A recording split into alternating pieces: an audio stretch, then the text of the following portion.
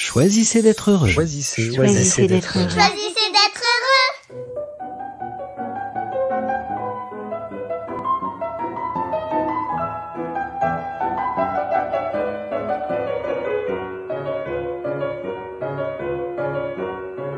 Contrainte ludique. Aujourd'hui, j'aimerais vous ramener quelques années en arrière. Sûrement vous en souvenez-vous de ce jour lumineux où vous avez pour la première fois réussi par vous-même une chose qui vous semblait inaccessible. Un acte d'indépendance, comme la première fois où l'on est parvenu à marcher tout seul comme un grand, en lâchant la main de maman pour traverser le jardin jusqu'au bras de papa. Comme sur ce magnifique tableau de Van Gogh, précisément intitulé « Les premiers pas ».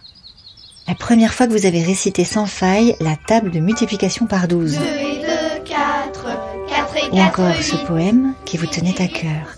Chantez sans hésitation et avec toutes les paroles, cette chanson pleine de contrepétries. Pour abuser ton mouton, je t'expose la vue de ma vie, la vie de ma vue. Ou encore réparer sans aucune aide extérieure le pneu à plat de votre première voiture. La toute première fois que vous avez osé vous jeter à l'eau pour faire votre toute première déclaration. Osez traverser la nuit et braver tous les dangers pour rejoindre votre élu.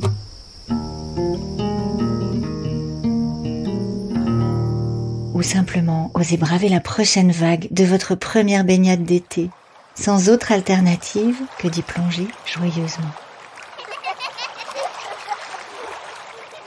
Et sur le visage de la petite fille qui traverse le jardin dans la lumière du matin, il n'est que de voir son immense sourire, l'émerveillement d'avoir dépassé ses doutes pour accéder à un nouvel espace si vaste. Car c'est bien la joie qui nous donne l'énergie d'y aller, de transcender la contrainte pour en faire une opportunité de nous dépasser. Sûrement est-ce cette fameuse contrainte ludique qu'évoque volontiers Sébastien, chanteur magicien, qui accompagne joyeusement les méditants de la retraite à la Métavilla à découvrir leur voix. Avec l'idée d'explorer librement et sans a priori tous les espaces vocaux qui nous seraient accessibles, même les plus improbables. Voix d'appel pour interpeller joyeusement qui l'on souhaite au fond de la vallée. Onomatopée incongrue et réjouissante, tout n'est que jeu dans le fond. Et tout en actant pas à pas chacun des progrès réalisés, il introduit avec malice une nouvelle contrainte ludique pour corser l'exercice et pimenter le jeu. Exigence croissante, plaisir croissant. Chaque nouvelle contrainte génère une nouvelle ambition. Et le plaisir ludique de l'exercice permet tout naturellement à chacun d'accéder à des ressources créatives insoupçonnées pour élargir le champ, déployer son ambitus et agrandir le paysage.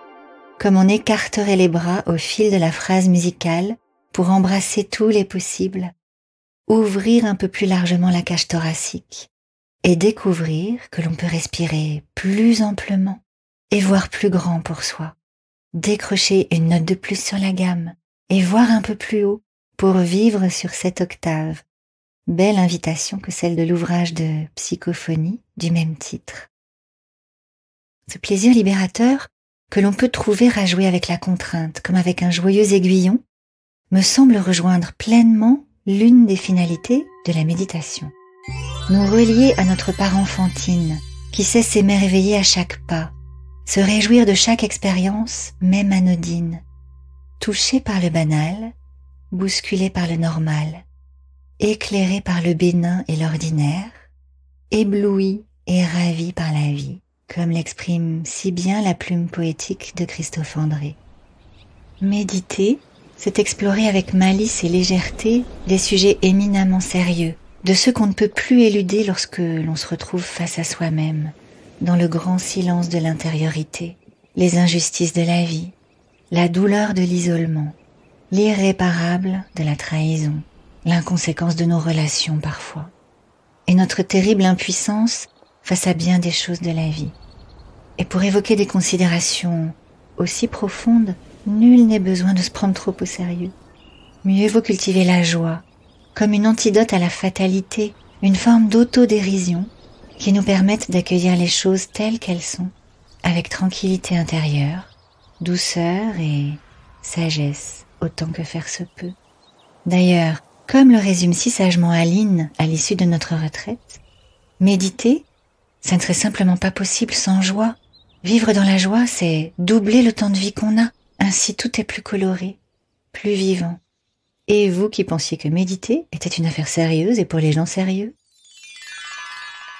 Alors cette semaine, lorsque vous vous retrouverez face à vous-même, confronté à un nouvel obstacle, une contrariété à traverser ou encore une montagne à déplacer, réjouissez-vous de cette belle opportunité d'en faire une expérience légère, un joyeux aiguillon, et faites-en votre contrainte ludique du jour. Très belle journée à vous et choisissez d'être heureux.